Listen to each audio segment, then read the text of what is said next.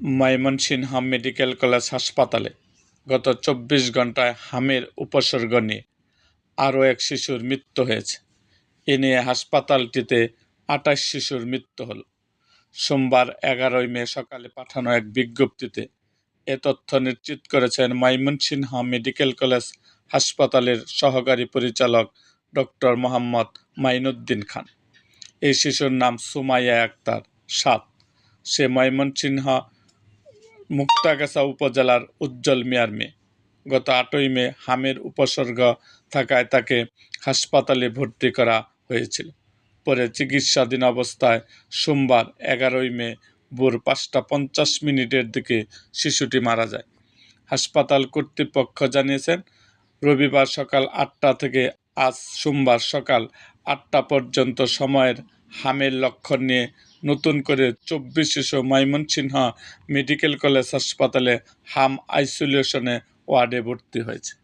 গত ১৭ মার্চ থেকে আজ সকাল পর্যন্ত হামের লক্ষণ নিয়ে ভর্তি হয় ১২৪৪ জন শিশু। এর মধ্যে হাসপাতাল থেকে ছাড়া পেয়েছে ১১২৭ শিশু।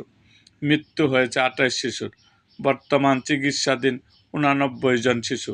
গত ২৪ ঘণ্টায় সুস্থ হয়ে হাসপাতাল থেকে ছাড়া পেয়েছে আরও ৩৫ জন শিশু। শিশুর বাবা উজ্জ্বল মিয়া কান্নাজড়িত কণ্ঠে বলেন, শুধু আইসিইউর সংকটের কারণে আজ আমার মেয়েকে হারাতে হলো। শেষ কয়েকদিন ধরে আমার সন্তানের শারীরিক অবস্থা ক্রমেই অবনতি হচ্ছিল। চিকিৎসকরা জানিয়েছেন, তাকে বাঁচাতে জরুরি ভিত্তিতে আইসিইউ সেবার প্রয়োজন ছিল। একটি আইসিইউ বেডও পাওয়া যায়নি। সন্তানের জীবন বাঁচাতে আমি অনেক চেষ্টা করেছি, তবু শেষ পর্যন্ত তাকে বাঁচাতে পারলাম না। তিনি আরও বলেন, এত বড় একটি হাসপাতালে যদি প্রয়োজনে আইসিইউ সুবিধা না থাকে তাহলে সাধারণ মানুষ কোথায় যাবে? শুধু অব্যবস্থাপনার সংকটের কারণে নিরীহ শিশুদের প্রাণ ঝরে যাচ্ছে। একজন বাবার জন্য সন্তানের লাশ কাঁধে নেওয়ার চেয়ে কষ্টের আর কিছুই হতে পারে না। আমি চাই ভবিষ্যতে যেন আর কোনো বাবা মাকে এভাবে সন্তানের মৃত্যু দেখতে না হয়। হাসপাতালটিতে দ্রুত আইসিইউ সুবিধা নিশ্চিত করা জরুরি।